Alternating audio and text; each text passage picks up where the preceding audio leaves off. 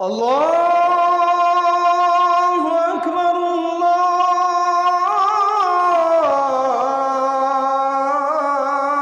الله أكبر ولله المشرق والمغرب فأينما تولوا فثم وجه الله إن الله واسع عليم ولله المشرق والمغرب আল্লাহ তাআলা বলছেন আর পূর্ব এবং পশ্চিমে যা আছে সবকিছুই আল্লাহর। ফাআইনামা তুওয়াল্লু ফাথাম্মা ওয়াজহুল্লাহ, পূর্ব ও পশ্চিম সবই আল্লাহর। ফাআইনামা তুওয়াল্লু ফাথাম্মা ওয়াজহুল্লাহ, অতএব যেদিকেই তোমরা মুখ ঘোরাও সেই দিকই আল্লাহর দিক। ইন্নাল্লাহা ওয়াসিউন আলিম, নিশ্চয়ই আল্লাহ সর্বব্যাপী এবং মহাজ্ঞানী। এই আয়াত নাজিল হওয়ার যে কারণসমূহ রয়েছে মুফাসসিরিনে কেরাম এ ব্যাপারে তিনটি মতামত দিয়েছেন। নাম্বার 1, কেউ কেউ বলেছেন রাসূলুল্লাহ সাল্লাল্লাহু আলাইহি ওয়াসাল্লাম এবং তার সাহাবীরা মক্কাতুল মুকাররমায় অবস্থানকালীন সময়ে তারা সালাত আদায় করতেন বাইতুল মুকাদ্দাসের দিকে মুখ করে। তবে তখন বাইতুল মুকাদ্দাসের দিকে মুখ করে নামাজ আদায় করলেও কাবা শরীফ তাদের সামনে থাকতো। যখন হিজরত করে তারা মদিনায় চলে আসলেন, হিজরতের পরে প্রায় 16-17 মাস তারা নামাজ আদায় করেছেন বাইতুল মুকাদ্দাসের দিকেই মুখ করে। নবী করিম সাল্লাল্লাহু আলাইহি ওয়াসাল্লাম এবং তার সাহাবীরা হিজরতের পরেও যখন বাইতুল মুকাদ্দাসের দিকে মুখ করে নামাজ আদায় করছেন, তাদের মনে ব্যথা এবং মনে বড় আকাঙ্ক্ষা, যদি বাইতুল মুকাদ্দাস কিবলা না হয়ে বাইতুল্লাহ তাদের কিবলা হতো, তাদের মনে আরো বেশি প্রশান্তি বেড়ে যেত। যখন তারা মনে মনেই আকাঙ্ক্ষা ব্যক্ত করেছেন, কোন মুফাসসির বলেছেন তখন আল্লাহ তাদেরকে সান্ত্বনা দিয়ে আয়াত নাজিল করেছেন, ওয়ালিল্লাহিল মাশরিকু ওয়াল মাগরিবু ফাআইনামা তুওয়াল্লু ফাথাম্মা ওয়াজহুল্লাহ, পূর্ব এবং পশ্চিম সবই আল্লাহর, সুতরাং যেদিকেই মুখ ঘোরাও না কেন সব দিকই কার দিক? এটা হলো একটা মত। মুফাসসিরিনে কেরামদের কেউ কেউ বলেছেন এই আয়াতটি তখন নাজিল হয়েছে যখন কিবলা পরিবর্তনের ঘটনা ঘটে যায়, যখন আল্লাহ তাআলা বললেন ওয়ামিন হাইসু খারাজতা ফাওয়াল্লি ওয়াজহাকা শাতরাল মাসজিদিল হারাম, যেখানেই থাকেন না কেন, যে অবস্থায় বের হন না কেন, মসজিদে হারামের দিকে আপনার মুখ ঘুরিয়ে নেন। নবী করিম সাল্লাল্লাহু আলাইহি ওয়াসাল্লাম মদিনায় আসার পরে যখন বাইতুল মুকাদ্দাসের দিকে মুখ করে সালাত আদায় করছিলেন, এই বিষয়টি দেখে ইহুদিরা আনন্দিত হয়েছিল। কারা আনন্দিত হয়েছিল? ইহুদিরা আনন্দিত হয়েছিল। কিন্তু যখন কয়েক মাস পরে কিবলা পরিবর্তন হয়ে গেল, তখন তারা বলল কি ব্যাপার, এরা এতদিন নামাজ আদায় করত বাইতুল মুকাদ্দাসের দিকে মুখ করে, এখন আবার বাইতুল্লাহর দিকে মসজিদে হারামের দিকে মুখ ঘোরালো, তাহলে কিবলা কি পরিবর্তন হয়ে গেল নাকি? তারা এবার ঠাট্টা বিদ্রুপমূলক কথা বলতে লাগলো, দেখো মুসলমানদের কি হয়েছে, এরা পাগল হয়ে গেল নাকি, কিছুদিন এই দিকে কিছুদিন। যখন ইহুদিরা নিন্দা করা আরম্ভ করলো, কোন মুফাসসির বলেছেন তখন এদের কথার জবাব দিয়ে আল্লাহ তাআলা এই আয়াত নাজিল করেছেন। আল্লাহ তাআলা বললেন ওয়ালিল্লাহিল মাশরিকু ওয়াল মাগরিবু ফাআইনামা তুওয়াল্লু ফাথাম্মা ওয়াজহুল্লাহ ইন্নাল্লাহা ওয়াসিউন আলিম, পূর্ব পশ্চিম সবই আল্লাহর। সুতরাং ইহুদিরা যেদিকেই আমার ইমানদারেরা মুখ ঘোরাবে সব দিকই তো আল্লাহর দিক। সুতরাং আল্লাহ যদি বলেন যে এদিক থেকে এখন এদিকে মুখ ঘোরাও, তোমাদেরও তো আপত্তি কেন? কারণ সব দিকই কার দিক? আল্লাহ তো আনুগত্যের বিষয়টি শুধু দেখতে চেয়েছিলেন। এই বললাম দুইটা কারণ। এই আয়াত নাজিলের 3 নম্বর আরেকটি কারণ তাফসীর ইবনে কাসিরের ভেতরে পাওয়া যায়। কোন মুফাসসির বলেছেন এই আয়াতের মাধ্যমে সফর অবস্থায় বাহনের উপরে নফল নামাজ আদায় করার অনুমতি প্রদান করা হয়েছে। আমরা অনেক সময় সফরে থাকি, তাই না? গাড়িতে, বাসে, ট্রেনে, বিমানে, তো ওই অবস্থায় নামাজের সময় হয়ে যায়। তো যানবাহনে আপনি কিভাবে নামাজ আদায় করবেন? কোন মুফাসসির বলেছেন ওই বাহনে নামাজ পড়ার সময় কিবলা কি করে ঠিক করবে এর একটা দৃষ্টিভঙ্গি এই আয়াতে দিয়েছেন কে? তবে সংখ্যাগরিষ্ঠ আলেম, উলামা, মুফাসসির মনে করেন যে ফরজ নামাজ এটা বাহনে আদায় না করে গাড়ি থামিয়ে মসজিদে আদায় করে নেওয়াটাই সর্বোত্তম। কিন্তু আপনার ব্যক্তিগত গাড়ি না, উঠেছেন বাসে, আপনি উঠার সময় শিডিউলটা ওইভাবেই মেনটেন করবেন।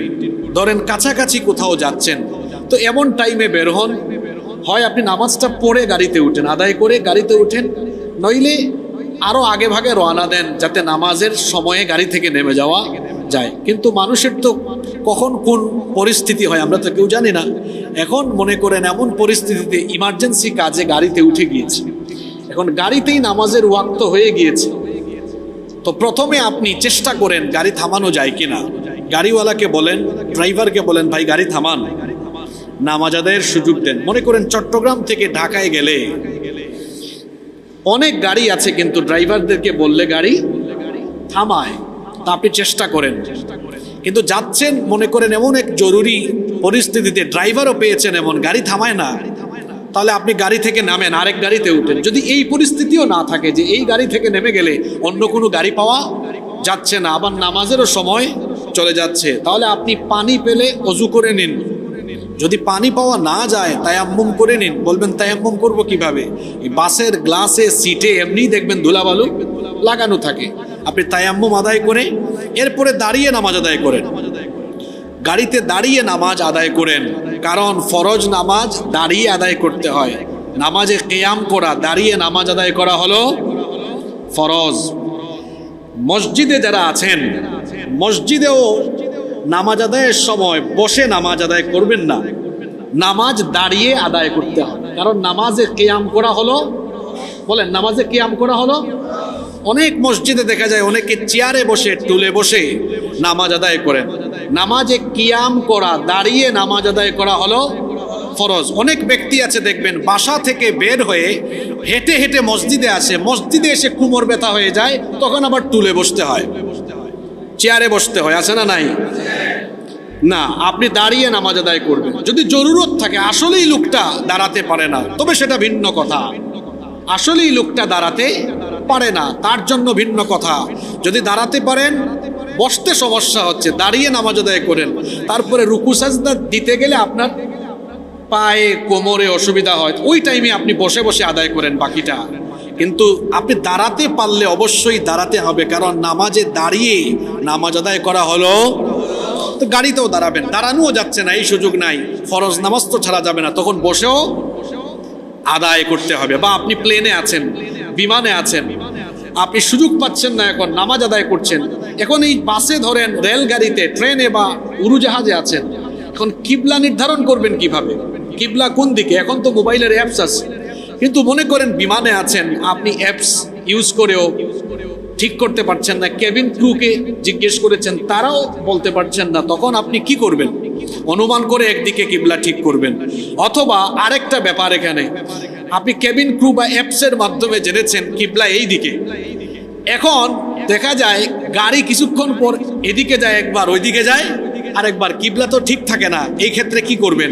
এজন্য কোনো মুফাসসির এই আয়াত দিয়ে বলেছেন যে প্রথমে নামাজটা শুরু করবে কিবলা ঠিক করে, এরপরে গাড়ি যেদিকে যাক, উত্তরে, দক্ষিণে, পূর্বে, পশ্চিম, যেদিকেই যাক, কারণ সব দিকই কার দিক, কিন্তু শুরু করবে কিবলা ঠিক করে, শুরু করবে কিবলা ঠিক করে, এরপরে গাড়ি যেদিকে যাক, বিমান যেদিকে যায় যাক, শুরুটা হবে কিবলার দিকে। শুরুটা হবে কিসের দিকে? এই আয়াত নাজিলের এই মোট কয়টা কারণ আমরা তাফসীর থেকে জানলাম? তিনটা কারণ। এরপরের আয়াতে আল্লাহ তাআলা বলছেন وقالوا اتخذ الله ولدا سبحانه بل له ما في السماوات والأرض كل له قانتون। আল্লাহ তাআলা বলছেন ওয়াকালু ইত্তাখাযাল্লাহু ওয়ালাদা, আর তারা বলে আল্লাহ সন্তান গ্রহণ করেছেন। নাউজুবিল্লাহ পড়বেন না? ওয়াকালু ইত্তাখাযাল্লাহু ওয়ালাদা, আর তারা বলে আল্লাহ সন্তান গ্রহণ করেছেন। নাউযু বিল্লাহি মিন যালিক। কারা বলে? কারা বলে এটা? কোরআনে কারীমের তাফসীরের একটা মজা হলো, এক আয়াতের তাফসীর আপনি অন্য আয়াতে খুঁজে পাবেন।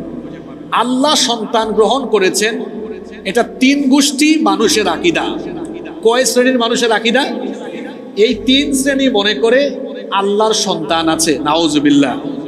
এই তিন শ্রেণী কারা? এক, ইয়াহুদ, ইহুদিরা। দুই, নাসারা, খ্রিস্টানরা। তিন, আরেক গ্রুপ আছে। এরা কারা? এরা হলো আরবের জাহেল মুশরিকরা। এই তিন শ্রেণী মনে করে আল্লাহর কি আছে? সন্তান আছে। নাউজুবিল্লাহ। আল্লাহর কি কোনো সন্তান আছে? বলেন সন্তান আছে? আল্লাহর পরিচয় কোরআনের ছোট্ট একটা সূরার ভেতরে আছে। এটা এমন একটা সূরা, আপনাদেরকে একটু ক্লু দেই বোঝার জন্য। এই সূরা তিনবার পড়লে কোরআন শরীফ একবার খতমের সওয়াব পাওয়া যায়। একবার তেলাওয়াত করলে 1/3 তিলাওয়াতের সওয়াব পাওয়া যায়। সুবহানাল্লাহ। এই সূরাটার নাম কি? সূরাটা অনেক বড়, তাই না? খুব ছোট। ছোট্ট এই সূরার ভেতরে আল্লাহ তাআলা তার নিজের পরিচয় কত সুন্দর করে তুলে ধরেছেন। সবাই আমার সাথে পড়েন, কুল হুয়াল্লাহু আহাদ আল্লাহুস সামাদ লাম ইয়ালিদ ওয়া লাম ইউলাদ ওয়া লাম ইয়াকুল লাহু কুফুয়ান আহাদ। কুল হুয়াল্লাহু আহাদ, হে নবী আপনি বলে দিন আল্লাহ হচ্ছেন এক, অদ্বিতীয়, তিনি একক। আল্লাহুস সামাদ, আল্লাহ হচ্ছেন অমুখাপেক্ষী, তিনি কারো মুখাপেক্ষী নন। লাম ইয়ালিদ ওয়া লাম ইউলাদ, তিনি কাউকে জন্ম দেননি, তাকেও কেউ জন্ম দেয়নি। ওয়া লাম ইয়াকুল লাহু কুফুয়ান আহাদ, আসমান জমিনে যার সাথে কারো কোনো সমতুল্য নেই তিনি কে? আল্লাহ সন্তান গ্রহণ করেছেন, এটা তিন শ্রেণীর মানুষের আকীদা। ইহুদিরা এবং খ্রিস্টানরা কি বলে শোনেন। আল্লাহ তাআলা কোরআনে কারীমের 9 নম্বর সূরা সূরাতুত তাওবা এর 30 নম্বর আয়াতে বলছেন, ওয়াকালাতিল ইয়াহুদু উযাইরুন ইবনুল্লাহ ওয়াকালাতিন নাসারাল মাসীহ ইবনুল্লাহ যালিকা কওলুহুম বিআফওয়াহিহিম يضاهئون قول الذين كفروا من قبل قاتلهم الله أنى يؤفكون। আল্লাহ তাআলা বলছেন ওয়াকালাতিল ইয়াহুদ, ইহুদিরা বলে উযাইরুন ইবনুল্লাহ, উযাইর আলাইহিস সালাম হচ্ছেন আল্লাহর ছেলে। ওয়াকালাতিন নাসারাল মাসীহ ইবনুল্লাহ, আর খ্রিস্টানরা বলে ঈসা আলাইহিস সালাম হচ্ছেন আল্লাহর পুত্র। নাউজুবিল্লাহ। ইহুদিরা বলে উযাইর আলাইহিস সালাম হচ্ছেন আল্লাহর পুত্র, আর খ্রিস্টানরা বলে ঈসা আলাইহিস সালাম হচ্ছেন আল্লাহর পুত্র। যালিকা কওলুহুম বিআফওয়াহিহিম, আল্লাহ বলছেন এটা হলো তাদের মুখের কথা, এটা হলো তাদের নিজেদের বানানো। তাহলে আমরা এই আয়াত থেকে জানলাম ইহুদিদের আকীদা হলো তারা মনে করে উযাইর আলাইহিস সালাম হলেন আল্লাহর ছেলে, এটা ইহুদিদের আকীদা। আর খ্রিস্টানরা ধারণা করে ঈসা আলাইহিস সালাম আল্লাহর ছেলে, এটা তাদের আকীদা। আর জাহেলি যুগের মুশরিকরা, কাফিররা, তাদের আকীদা কি ছিল? আল্লাহ তাআলা কোরআনে কারীমের 43 নম্বর সূরা সূরাতুজ যুখরুফের 19 নম্বর আয়াতে বললেন, ওয়াজাআলুল মালাইকাতা الملائكة الذين هم عباد الرحمن إناثا أشهدوا خلقهم ستكتب شهادتهم ويسألون আল্লাহ তাআলা বলছেন وجعلوا الملائكة الذين هم عباد الرحمن إناثا আর তারা রহমানের বান্দা ফেরেশতাদেরকে নারী হিসেবে গণ্য করেছে। জাহেলে যুগের মুশরিকরা তারা বলতো ফেরেশতারা হলো নারী, কিন্তু ফেরেশতাদের ধরন কেমন? অধিকাংশ সকল উলামায়ে কেরাম বলেছেন ফেরেশতারা হচ্ছে নারীও নয় পুরুষও নয়, এরা আল্লাহর বিশেষ এক সৃষ্টি এবং তারা সর্বাবস্থায় আল্লাহর আইন মানতে হুকুম মানতে বাধ্য। এরা নারীও না পুরুষও না, কিন্তু জাহেলে যুগের মুশরিকরা বলতো ফেরেশতারা হলো নারী। আল্লাহ তাআলা বলছেন আশাহিদু খালকাহুম, আল্লাহ তাআলা বলছেন আমি সৃষ্টি করার সময় এদেরকে কেমন ভাবে সৃষ্টি করেছি সেটা কি কাফেরেরা দেখেছিল নাকি? তারা যে না জেনে এমন বাজে কথা বলল, আল্লাহ বলছেন এজন্য তাদেরকে জিজ্ঞাসিত করবেন কে? রব্বুল আলামিন কোরআন কারীমের 37 নম্বর সূরা সূরাতুস সাফফাতের 149 নম্বর আয়াত থেকে আরো বলছেন ফাস্তাফতিহিম আলি রাব্বিকাল বানাতু ওয়া লাহুমুল বানুন আম খালাকনাল মালাইকাতা ইনাসা ওয়া হুম শাহিদুন। আল্লাহ তাআলা বলছেন অতএব এই কাফিরদেরকে জিজ্ঞেস করো তোমার রবের জন্য কি কন্যা সন্তান আর তাদের জন্য কি পুত্র সন্তান, অথবা আমি কি ফেরেশতাদেরকে নারী রূপে সৃষ্টি করেছিলাম আর সেটা কি তারা নিজের চোখে দেখেছিল নাকি?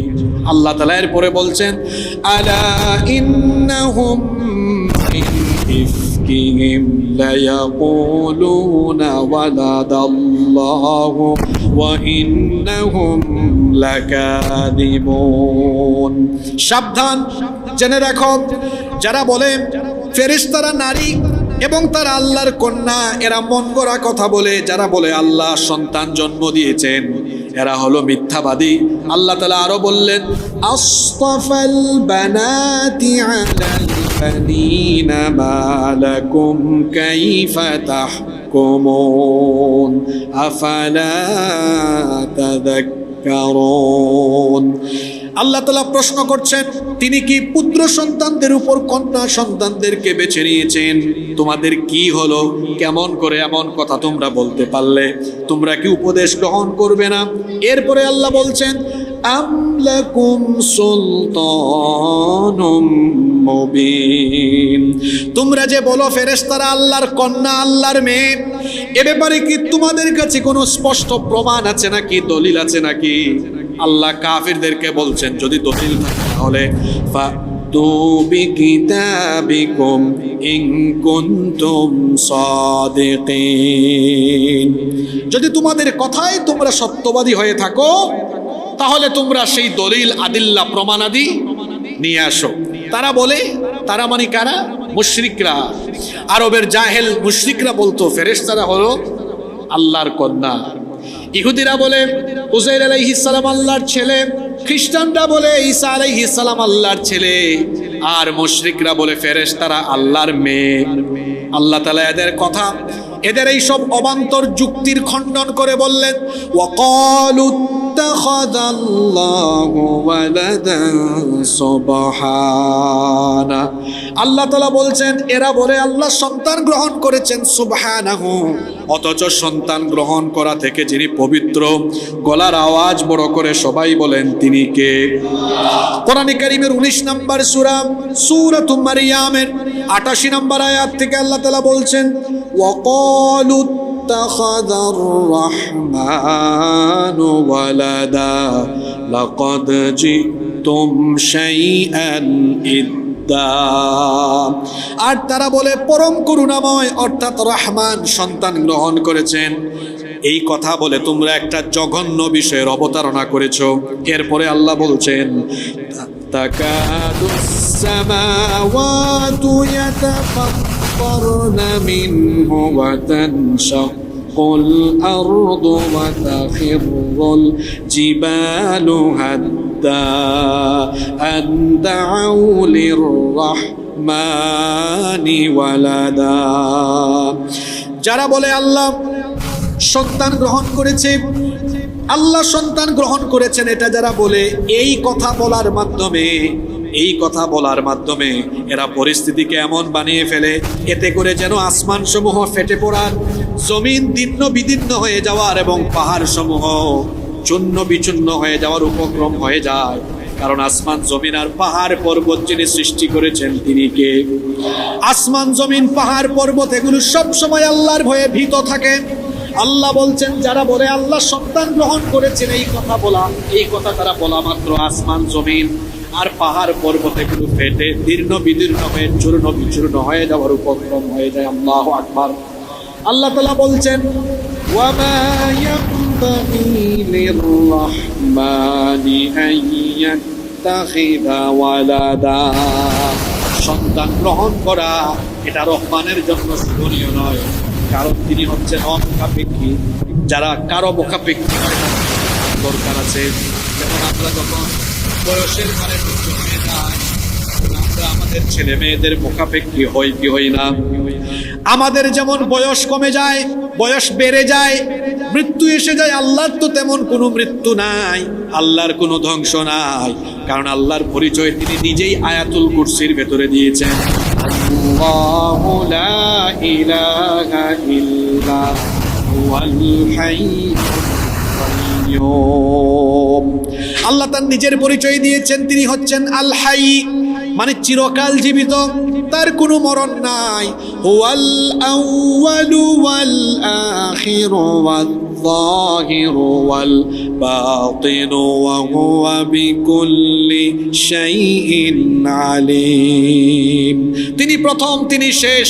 যখন কিছুই ছিল না তখন ছিলেন কে? আবার যখন কিছুই থাকবে না তখনও যিনি থাকবেন তিনি কে? সুতরাং তিনি তো কারো মুখাপেক্ষী নন। যারা মুখাপেক্ষী হয় তাদের সন্তান দরকার, আল্লাহ কারো মুখাপেক্ষী নন। এজন্য আল্লাহ বলছেন সুবহানাহু, তিনি হচ্ছেন সন্তান গ্রহণ থেকে পবিত্র, তার সাথে কোনো শরীক নাই, কেউ তাকে জন্ম দেয়নি, তিনিও কাউকে জন্ম দেননি। সকালবেলা পূর্ব দিক থেকে সূর্য উদিত হলো কার হুকুমে?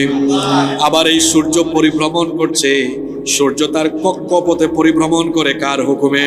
সন্ধ্যাবেলা সূর্য অস্ত যাবে, আবার সন্ধ্যার পরে আকাশে তারকা নক্ষত্র, আকাশে তারকা দেখবো, রাতের বেলা চাঁদ দেখবো।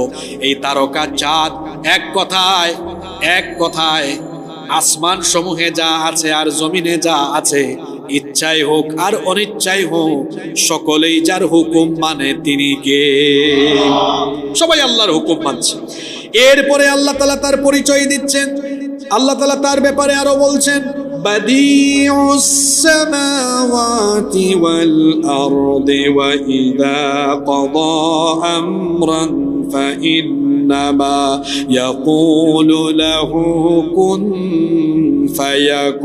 ফায়াকুন। বাদিউস সামাওয়াতি ওয়াল আরদ, আসমান সমূহ আর জমিনকে নমুনা ছাড়া যিনি সৃষ্টি করেছেন তিনি কে? কথাটা বুঝেন, বাদিয়া শব্দটা হলো বাদিয়া, বাদিউস সামাওয়াতি ওয়াল আরদ।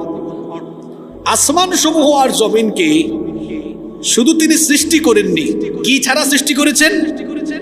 বলেন না কি ছাড়া? নমুনা মানে ডিজাইন ছাড়া, কোনো প্ল্যান ডিজাইন ছাড়া। এই যে মসজিদটা হয়েছে বা বর্তমানে কোনো বিল্ডিং, যে কোনো ভবন তৈরি করা হলে আগে একটা ডিজাইন করা হয় কি হয় না? একটা প্ল্যান করে না? ইঞ্জিনিয়াররা একটা প্ল্যান করে 10 তলা একটা ভবন, এটা প্রথমে কি করা হয়? ডিজাইন করা হয়, এটার স্ট্রাকচার আগে তৈরি করা হয়, তারপরে ওই প্ল্যান ওই ডিজাইন অনুযায়ী বিল্ডিং এর কাজ শুরু হয়। আল্লাহ তাআলা বলছেন এই যে বিশাল সৃষ্টি আসমান সমূহ আর জমিন, এগুলো সৃষ্টি করার আগে আমি কোনো প্ল্যান, নমুনা, ডিজাইনের আমার কোনো দরকারই পড়ে নাই। আমি সৃষ্টি করতে শুধু বলেছি কোন, বলেছি হও, সাথে সাথে আল্লাহর হুকুমে হয়ে গিয়েছে। আল্লাহু আকবার। আমাদের পরিচিত সূরা কোরআনুল কারীমের 36 নম্বর সূরা সূরা ইয়াসিনের 82 নম্বর আয়াতে আল্লাহ একই কথা এভাবে বললেন, ইন্নামা আমরুহু ইযা আরাদা শাইআন আইয়াকুলা লাহু কুন ফায়াকুন। আল্লাহ তাআলা বলছেন, নিশ্চয়ই তিনি যখন কোনো কাজের ইচ্ছা করেন, নিশ্চয়ই তিনি যখন কোনো কাজের ইচ্ছা পোষণ করেন, কোনো কর্ম সম্পাদন করতে চান, তখন তিনি শুধুমাত্র বলেন কুন, হও, ফায়াকুন, সঙ্গে সঙ্গেই তা হয়ে যায়। সুবহানাল্লাহ।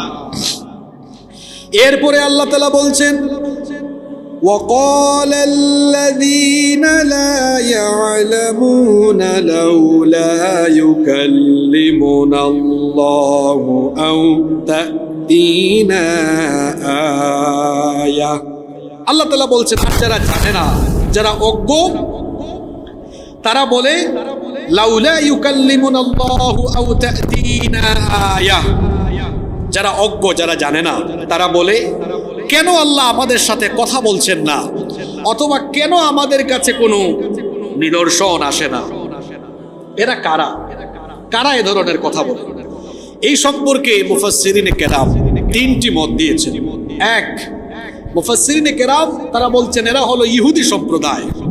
রাইসুল মুফাসসিরিন আব্দুল্লাহ ইবনে আব্বাস রাদিয়াল্লাহু আনহুমা এই আয়াতের তাফসীর করতে গিয়ে বলেছেন, রাফি ইবনে হুয়াইমালা নামে একজন নবী করিম সাল্লাল্লাহু আলাইহি ওয়াসাল্লামের কাছে আসলো, এসে বলল, হে মুহাম্মদ, আমরা বলি সাল্লাল্লাহু আলাইহি ওয়াসাল্লাম, যদি তুমি সত্যি রাসূল হয়ে থাকো তাহলে আল্লাহকে বলো তিনি যেন আমাদের সাথে কথা বলেন, তিনি যেন আমাদের সাথে কথা বলে বিষয়টা জানিয়ে দেন।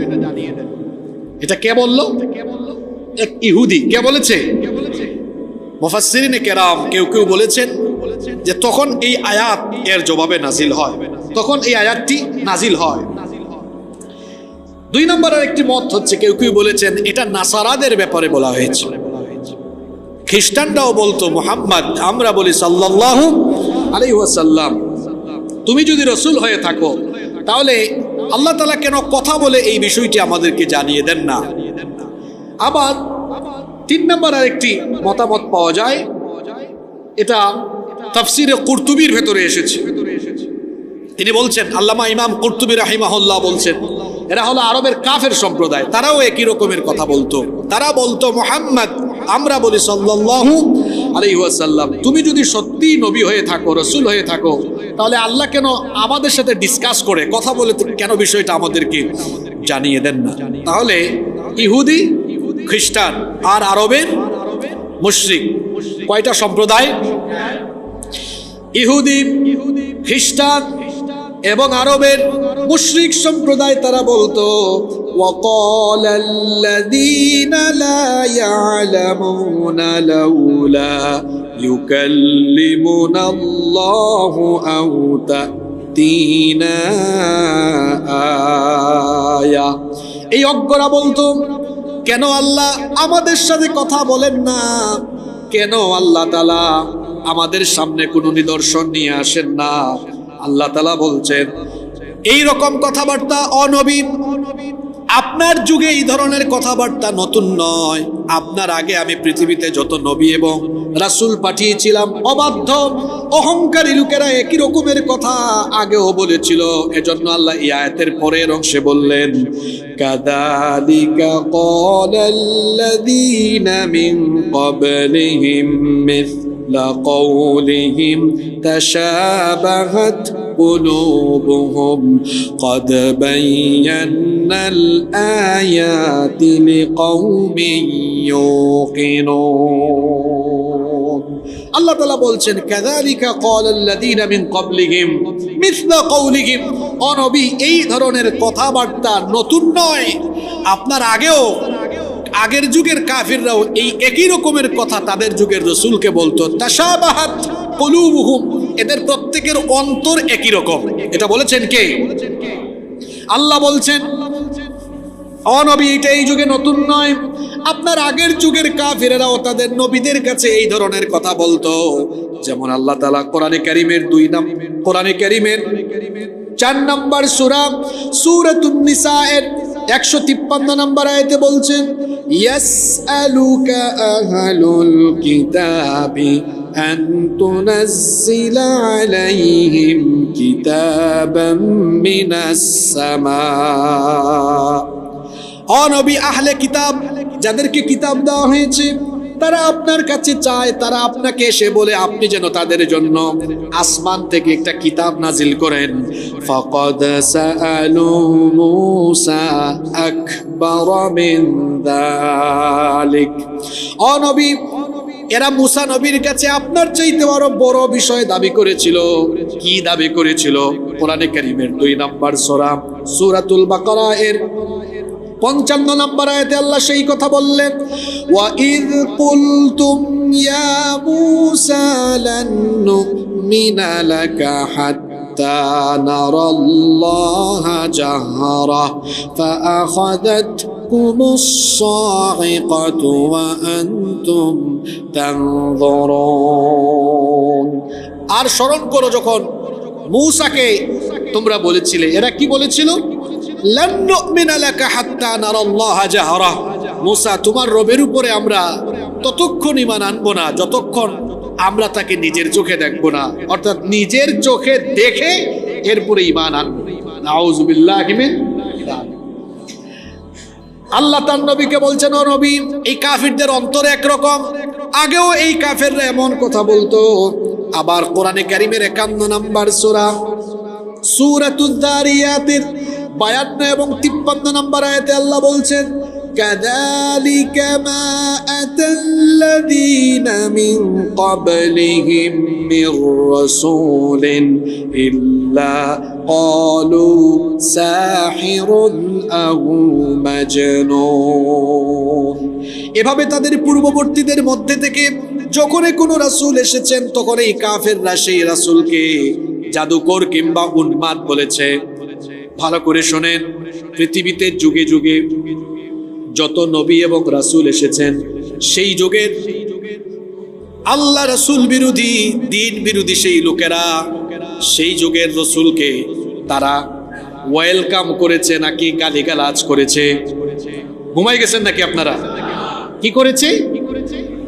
আল্লাহ যেই সময়ে কোরআন নাজিল করছেন, নবীকে সান্ত্বনা দিচ্ছেন, নবী এরা তো এখনো আপনার কাছে আগের মতোই, আগের যুগের কাফিরদের মতোই অবান্তর কথাবার্তা গালিগালাজ করা অব্যাহত রেখেছে। কারণ সব কাফিরদের অন্তর, সব কোরআন বিরোধী, সব দ্বীন বিরোধী লোকদের চিন্তা চেতনা আর অন্তর একরকম না 2 রকম? পৃথিবীতে কি আর নবী রাসূলের আগমন হবে? জোরে বলেন, হবে? তাহলে নবী রাসূলদের এই দায়িত্ব দেওয়া হয়েছে কাকে? নাকি সাধারণ মানুষকে? জোরে বলেন, কাকে? আলেমদেরকে। যুগে যুগে যত নবী রাসূল এসেছেন, প্রত্যেক নবী রাসূলরা দ্বীন বিরোধী লোকদের কাছ থেকে গালি শুনেছেন। কি শুনেছেন?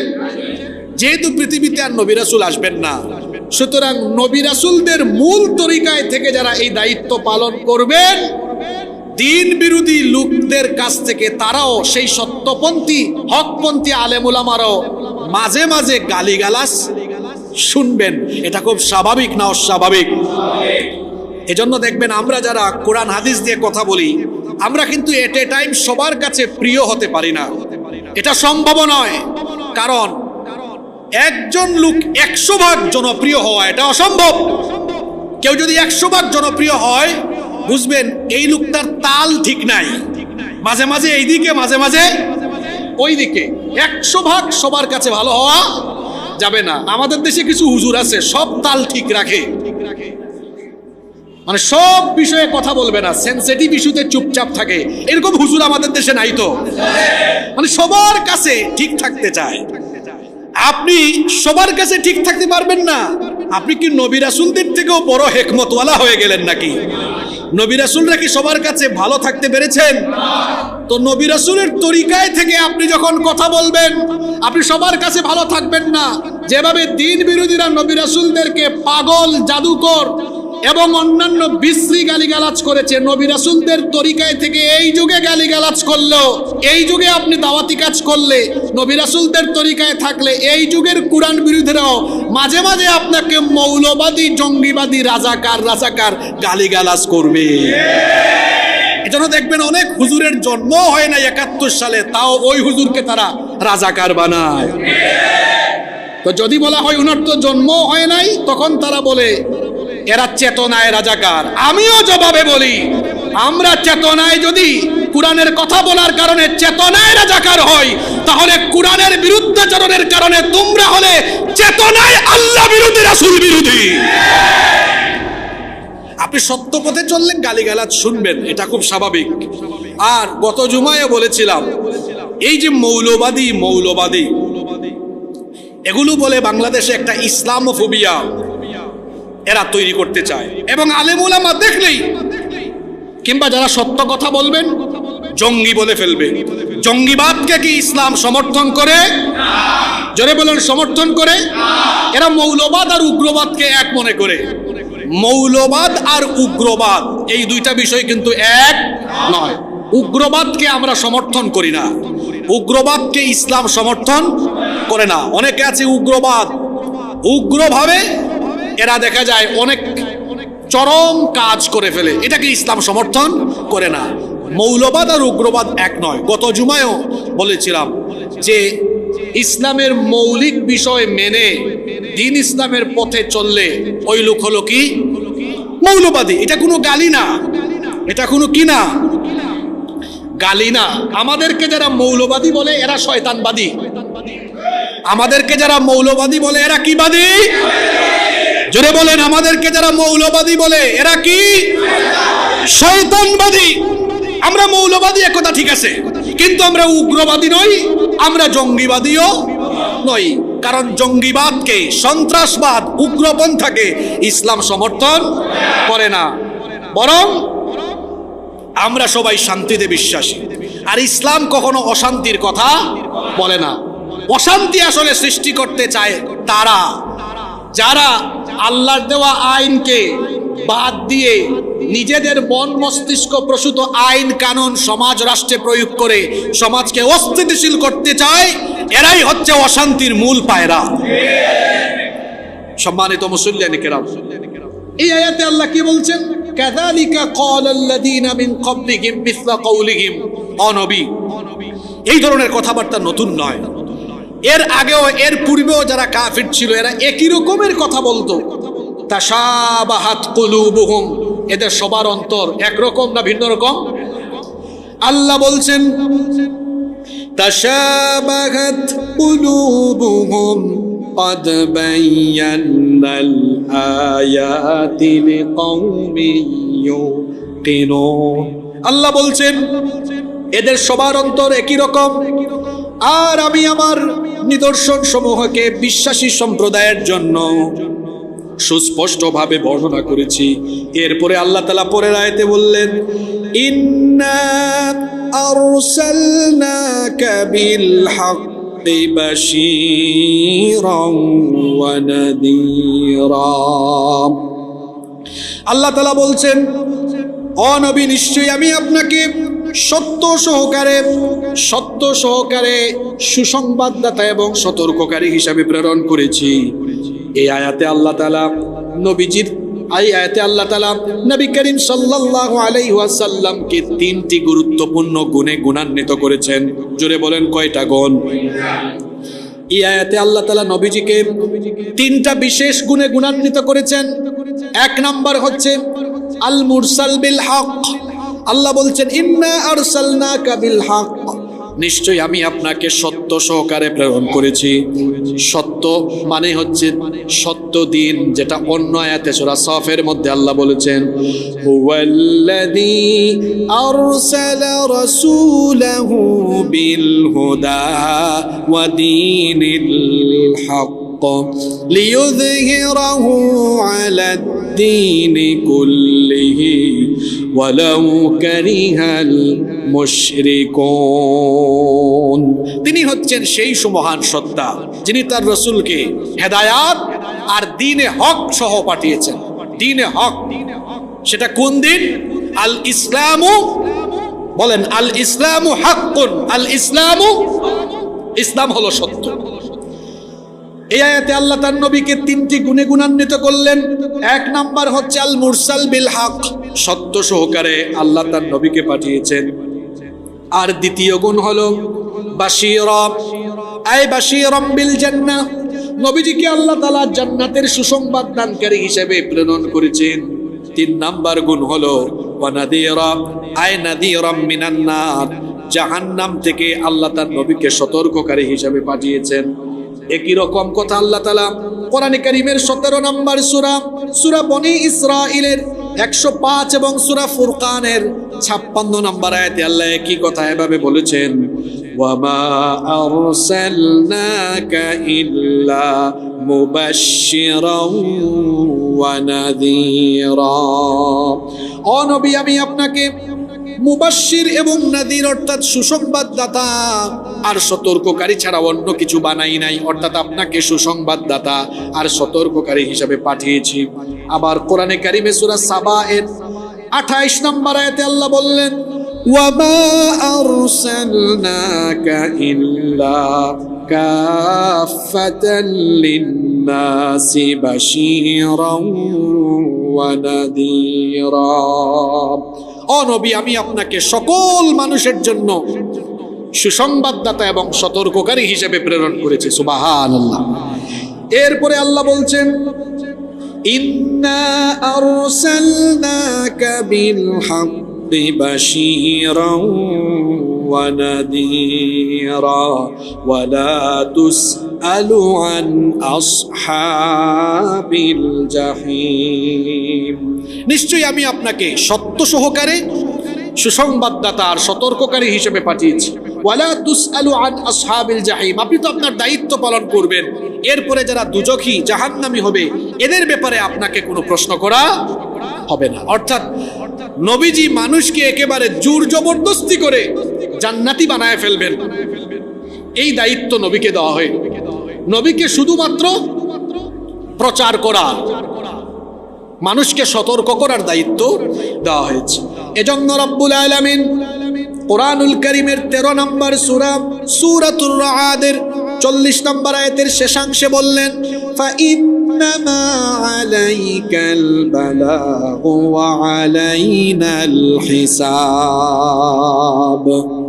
অতএব নিশ্চয়ই আপনার দায়িত্ব হলো পৌঁছে দেওয়া, আর হিসাবের দায়িত্ব কার? আমাদের পরিচিত আর একটা সূরা, প্রায় সময় জুমার দিনেও আমরা এটা তেলাওয়াত শুনি।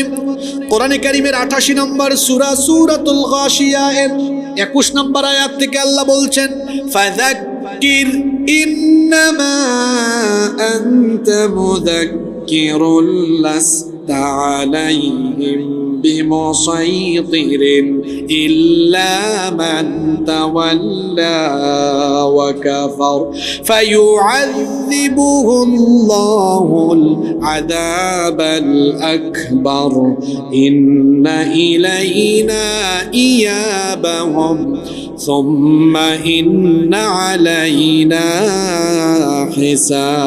হিসাবাহুম। ফাযাক্কির, ও নবী আপনি উপদেশ দিন।